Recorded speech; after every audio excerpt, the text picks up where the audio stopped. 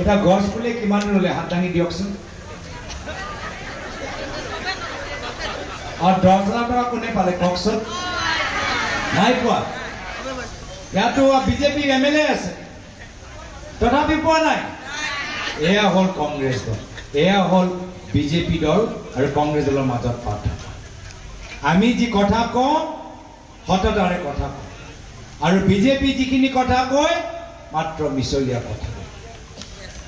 আকৌ যেতিয়া আপোনালোকে সোধে যে মোৰ 10,000 টকা ক'ত গ'ল, বিজেপি দলে কি কয়, বাইদেউ ই 10,000 টকাৰ কাৰণে লাগি থাকে, এই ফৰ্মটো লওক, চহী কৰিলে লখপতি বাইদেউ হৈ যাব, হয়নে নহয়? মই দেখিলো যোৱা বছৰ লোকসভা নিৰ্বাচনত যিমানবোৰ কংগ্ৰেছৰ সভা তাত পুৰুষে পুৰুষ আৰু যুৱক সমাজ, মহিলাবোৰ নাই। ক'ত গ'ল মহিলাবোৰ? কাষত বিজেপি এটা সভা পাতিছে, তাত ফৰ্ম বিলাই আছে, মহিলাবোৰ ফৰ্ম চহী কৰি আছে। এতিয়ালৈকে আপোনালোকে মোৰ মতে প্ৰায় 100 বাৰ ফৰ্ম চহী কৰিছে। গাঁৱৰ ভিতৰত যুৱ সংঘৰ বাবে কি মঞ্চ তৈয়াৰ কৰিছে, গাঁৱৰ ভিতৰত খেলুৱৈসকলৰ কাৰণে কি সুবিধা দিছে, গাঁৱৰ ভিতৰত চাকৰি বিচৰা যুৱকসকলৰ বাবে কি প্ৰশিক্ষণ আনিব পাৰিছে, গাঁৱৰ ভিতৰত মানুহবোৰে খোৱা পানী পাইছে নে নাই পোৱা, গাঁৱৰ ভিতৰত ভূমি অধিকাৰ মাটি পট্টা দিছে নে নাই দিয়া, এইবোৰে হ'ব লাগে চৰ্চা বিষয়। পঞ্চায়ত নিৰ্বাচনৰ সময়ত তেওঁলোকে ৰাইজৰ ওচৰত গৈ নিজৰ ৰিপৰ্ট কাৰ্ড দেখাব লাগে যে আমি গাঁৱৰ ভিতৰত কি কি কৰিলো, কিন্তু সেইখিনি কাম কৰা নাই, ৰিপৰ্ট কাৰ্ড দেখুওৱা নাই। আৰু তাৰ বিপৰীত আজি অসমৰ মহিলাসকলক কংগ্ৰেছ চৰকাৰ দিনত কেনেকৈ চাকৰি পালে এটা তৰল মন্তব্যৰ দৰে এটা অপমানজনক কথা কৈ যি গোটেই ৰাজনীতিটো বেয়া কৰিছে, আজি তাৰ কাৰণে মুখ্যমন্ত্ৰী হিমন্ত বিশ্ব শৰ্মা ডাঙৰীয়া ক্ষমা বিচাৰিবই লাগিব। আমাৰ অসমীয়া মানুহৰ আবেগ আছে, আমাৰ কাৰ্বি বড়ো মানুহৰ স্বাভিমান আছে। আজি হিমন্ত বিশ্ব শৰ্মা ডাঙৰীয়া ইমান সাহস যে অসমৰ নাৰী সমাজৰ ওপৰত কলংক লগাবলৈ চেষ্টা কৰিছে, দাগ লগাবলৈ চেষ্টা কৰিছে।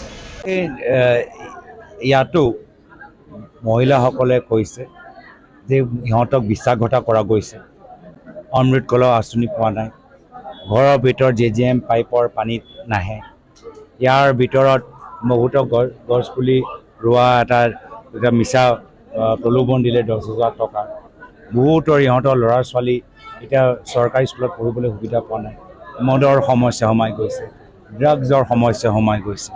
তো বৰ্তমান চৰকাৰে শিক্ষা, চিকিৎসা আৰু পানীৰ যোগানৰ ওপৰত কোনো ধৰণৰ গুৰুত্ব দিয়া নাই, ভূমিপট্টাৰ ওপৰত তেওঁলোকে গুৰুত্ব দিয়া নাই, চন্দ্ৰপুৰত এটা ষ্টেডিয়াম হোৱা কথা কোৱা নাই। লগতে আমি কৈছোঁ কংগ্ৰেছক কিছু কথা যে আজি ৰাহুলনী ডাঙৰীয়াই প্ৰচেষ্টাত বৰ্তমান চৰকাৰ যে চেঞ্চাছ কৰিবলৈ বাধ্য হৈছে, এই ক্ষেত্ৰত অসমৰ মানুহবোৰ যথেষ্ট উপকৃত হ'ব।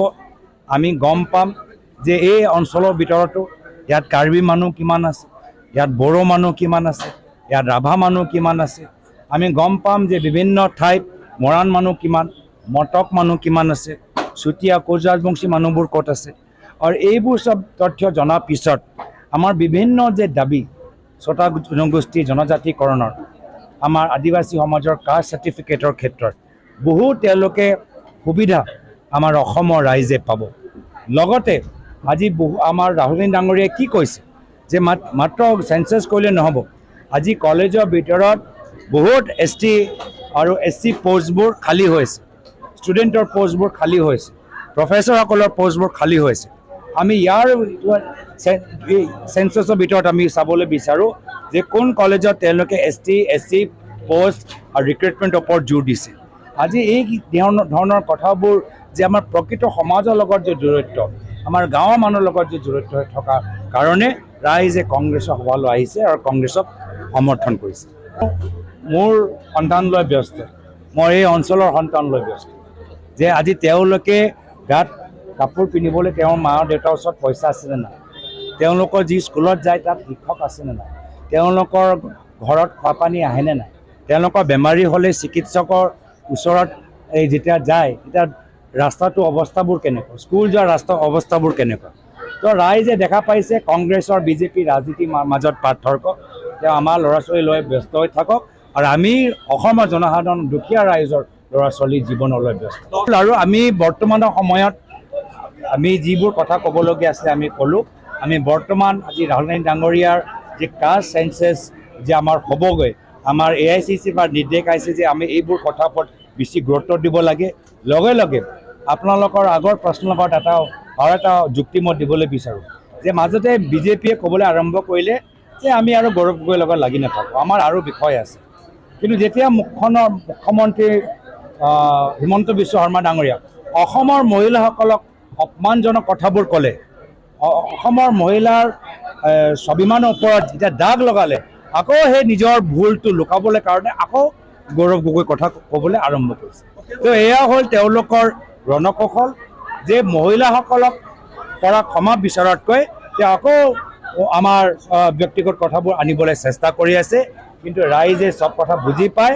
মুখ্যমন্ত্ৰী মহোদয় যিদৰে মহাভাৰতত অহংকাৰৰ বাবে দুৰ্যোধনৰ পতন হ'ল, ৰামায়ণত ৰাৱণৰ পতন হ'ল, একে অহংকাৰৰ বেমাৰী বিজেপিত সোমাই গৈছে আৰু অহা বছৰ পতনৰ কাৰণ এই অহংকাৰটোৱে হ'ল। 11 তাৰিখে ফলাফল দেখা পাম, তেতিয়া আমি যেতিয়া চব কথা গম পাই যাম। 11 তাৰিখলৈকে লৰি থাকিলে হ'ল। ধন্যবাদ। আৰু বৰ্তমান মুখ্যমন্ত্ৰী তেওঁ যে অসমৰ আইসকলক যে অপমান কৰিলে, আমি সেই কথাৰ ওপৰত আমি জোৰ দিছোঁ। যিকোনো খবৰৰ বাবে যোগাযোগ কৰক 7099017330 লগতে 7099017110 নম্বৰত।